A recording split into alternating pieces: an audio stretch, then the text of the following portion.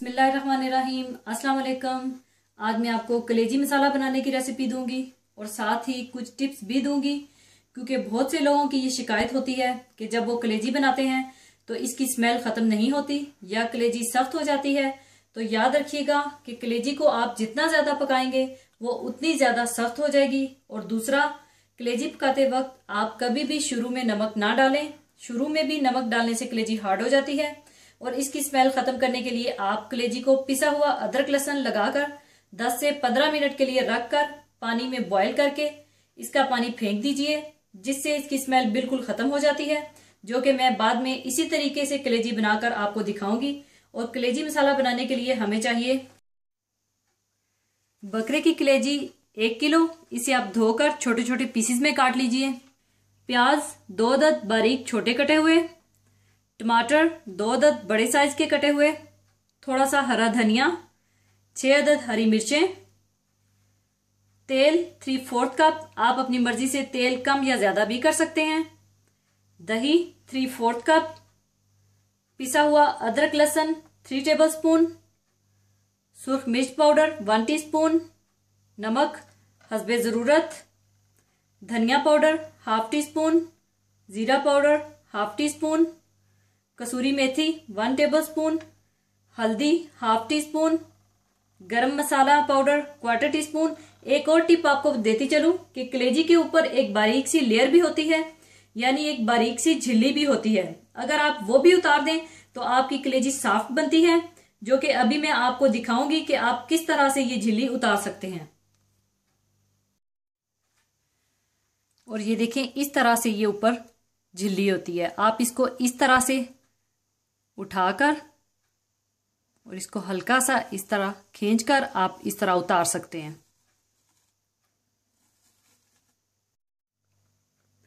सबसे पहले आप कलेजी में 1 टेबलस्पून अदरक लहसुन पिसा हुआ डाल दें और अच्छी तरह से मिला लें।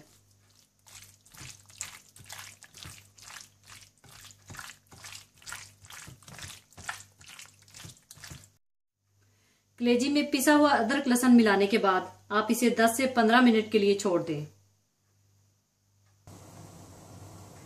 10 से 15 मिनट गुजरने के बाद आप खुला पानी बॉईल कर लें और ये कलेजी आप इस पानी में 2 से 3 मिनट के लिए बॉईल कर लें।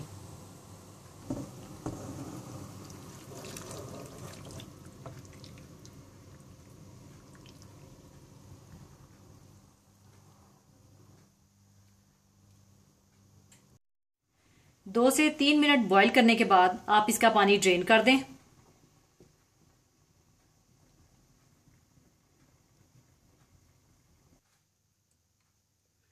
कलेजी का पानी ड्रेन करने के बाद आप तेल गरम कर लें।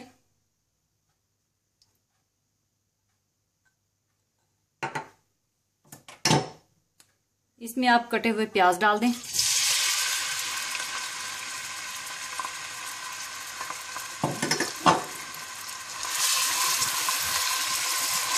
और इन्हें आप भून लें।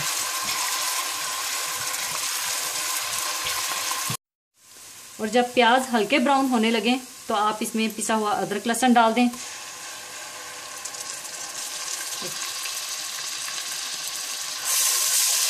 और इसे थोड़ा सा भून लें।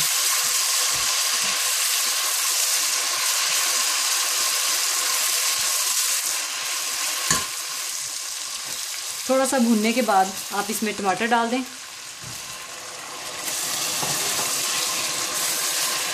और इनको भी आप अच्छी तरह से भून लें।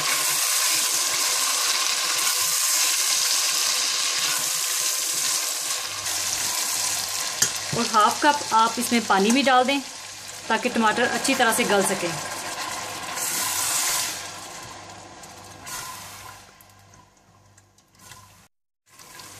और जब टमाटर अच्छी तरह से मिक्स हो जाएं तो आप इसमें सुर्ख मिर्च पाउडर, हल्दी पाउडर, धनिया पाउडर और जीरा पाउडर डालकर अच्छी तरह से मिला लें। और नमक आपने बाद में डालना है। और जब मसाला थोड़ा सा भुन जाए तो आप इसमें कलेजी डाल दें।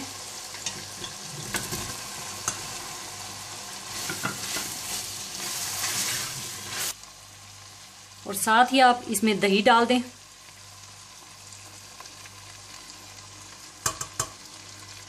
और अच्छी तरह से मिला लें।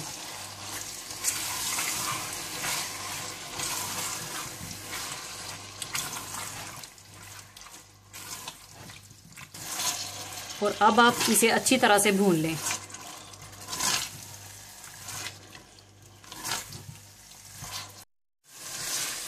अच्छी तरह भूनने के बाद आप इसमें नमक और कसूरी मेथी डाल दें और अच्छी तरह से मिला लें और थोड़ा सा और भून लें।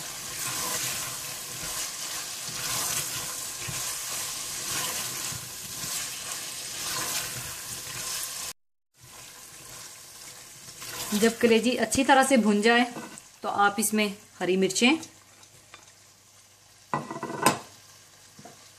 गरम मसाला और हरा धनिया भी डाल दें और अच्छी तरह से मिला लें।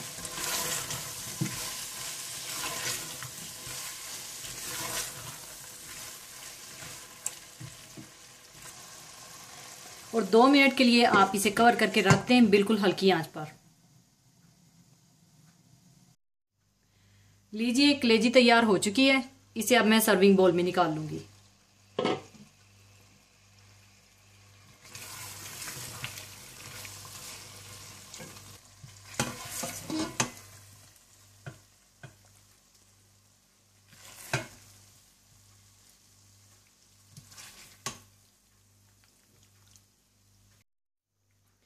ऊपर आप कटा हुआ हरा धनिया डाल दें।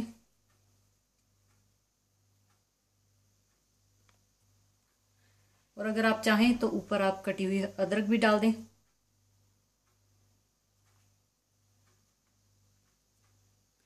और इसे आप फ्रेश लेमन के साथ सर्व करें।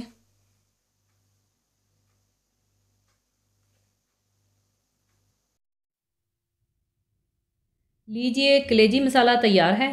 और जाने से पहले आपसे एक हदीस पाक शेयर करती जाऊं, जो कि इस तरह से है। हज़रत जाबिर बिन समरा नबी करीम सल्लल्लाहु अलैहि वसल्लम से रवायत करते हैं, इंसान अपने बच्चे को अदब सिखाए, ये एक सदका करने से बेहतर है। यानी इस हदीस का मतलब इस तरह से है कि नेक और सालिहा औलाद इंसान के मरने के बाद भी इसके लिए अजर का ज़रिया होती है। लेकिन इस फजीलत को हासिल करने के लिए इंसान को अपनी औलाद की तरबियत भी इस तरीके से करनी चाहिए कि वो इसके लिए आखिरत में कामयाबी का बायस बने। हर वो इंसान जो आखिरत में कामयाब होना चाहता है, इसके लिए लाजमी है कि वो अपनी औलाद की तरबियत इस्लाम के दस्तूर के मुताबिक करे, इन्हें दीन और इस पर अमल करने की आदत डाले, ताकि ख़ुद भी जहन्नुम की आग से बच सके और अपने अहलो अयाल को भी इससे बचा सके। अल्लाह ताला का इरशाद है, ए ईमान वालो, अपने आप को और अपने अहलो अयाल को जहन्नम की आग से बचाओ, जिसका ईंधन आदमी और पत्थर हैं। ये दीन इस तरबियत के मामले में लड़के और लड़की में किसी तरह का कोई फ़र्क नहीं रखता, बल्कि लड़की की तालीम और तरबियत लड़के की निस्बत ज़्यादा अजर व सवाब का ज़रिया है, इसलिए कि बच्ची की गोद मुस्तकबिल में एक दरसगाह की हैसियत रखती है। एक अच्छी माँ ही एक अच्छी कौम तैयार करती है। बच्चों की तरबियत के सिलसिले में नबी करीम के मुतअद्दिद फरमान मौजूद हैं। आप सल्लल्लाहु अलैहि वसल्लम का इरशाद गिरामी है कि किसी बाप ने अपने बेटे को अच्छे अदब से ज़्यादा बेहतर अतिया कोई नहीं दिया। नबी करीम सल्लल्लाहु अलैहि वसल्लम ने यह भी तालीम फरमाया कि अपने बच्चों को सबसे पहला कलमा ला इलाहा इल्लल्लाह सिखाओ। इसी तरह आपने बच्चों को अल्लाह के अहकामात पर चलने और नाफरमानी से रोकने का हुक्म फरमाया है। तरबियत ही के ज़िमन में नबी करीम सल्लल्लाहु अलैहि वसल्लम का ये हुक्म भी है कि अपनी औलाद को 7 साल का होने पर नमाज का हुक्म करो। जब वो 10 बरस के हो जाएं तो इनके बिछोने अलग अलग कर दो। और एक और हदीस शरीफ में आता है कि अपने बच्चों को 3 बातें सिखाओ: अपने नबी सल्लल्लाहु अलैहि वसल्लम की मोहब्बत, इनके अहले बैत की मोहब्बत और कुरान करीम की तिलावत। और तुम तीर अंदाज़ी और शह सवारी सीखो। इसी तरह एक और रवायत में तैराकी सीखने की तरगीब भी आई है। और एक और रवायत में आता है कि तुम लोग नाजो नेमत, ज़रूरत से ज़्यादा लज़्ज़तों और आसाइशों से बचो। इसलिए कि अल्लाह के बंदे नाजो नेमत में नहीं पड़ते। जाहिर है कि हमेशा नाजो नेमत में रहने वाला दीनों दुनिया दोनों में पीछे रह जाएगा। मेहनत, कोशिश और बुलंद हिम्मती की तरफ इस तरह तवज्जो दिलाई है, ऐसी चीज़ों के हरीस बनो जो तुम्हें फ़ायदा पहुंचाने वाली हों और अल्लाह से मदद मांगते रहो। इसी तरह नबी करीम ने तरबियत औलाद के सिलसिले में इनकी निगरानी की तरफ भी तवज्जो दिलाई है। फरमाने रसूल सल्लल्लाहु अलैहि वसल्लम है कि इंसान अपने दोस्त के मज़हब पर होता है, इसलिए तुम में से हर एक देख ले कि किससे दोस्ती कर रहा है और ख़ास तौर पर जो बालिग होने की उम्र को पहुंच गए हैं, इनकी निगरानी की ज़रूरत ज़्यादा है ताकि इन्हें मालूम हो कि बच्चा किस तरह की मजलिस में उठता बैठता है, इसलिए कि इंसान इसी के साथ होगा जिससे इसको मोहब्बत है और इसी के लिए वही जो उसने कमाया। बच्चों की तरबियत कोई वक्ती काम नहीं बल्कि हर वक्त की ज़िम्मेदारी है। ये हमारे लिए इस दुनिया में भी सरखरोई का ज़रिया है और इंशाअल्लाह आखिरत में भी इसका भरपूर अजर मिलेगा। इसी हवाले से इतनी बात हम सबको जहन में रखनी चाहिए कि बच्चे की तरबियत के सिलसिले में इंतहाई सोच और तहम्मुल की ज़रूरत है। इसकी गलतियों से उकताए बगैर इसकी अच्छी बात को सराहते हुए उसकी कोताहियों की इस्लाह करनी चाहिए और इस सिलसिले में मारने से ज़्यादा दीगर तरीक़ों को इस्तेमाल में लाना चाहिए। और इसी के साथ मैं आपसे इजाज़त चाहूँगी। अपना बहुत ख्याल रखिएगा और दुआओं में याद रखिएगा। अल्लाह हाफिज़।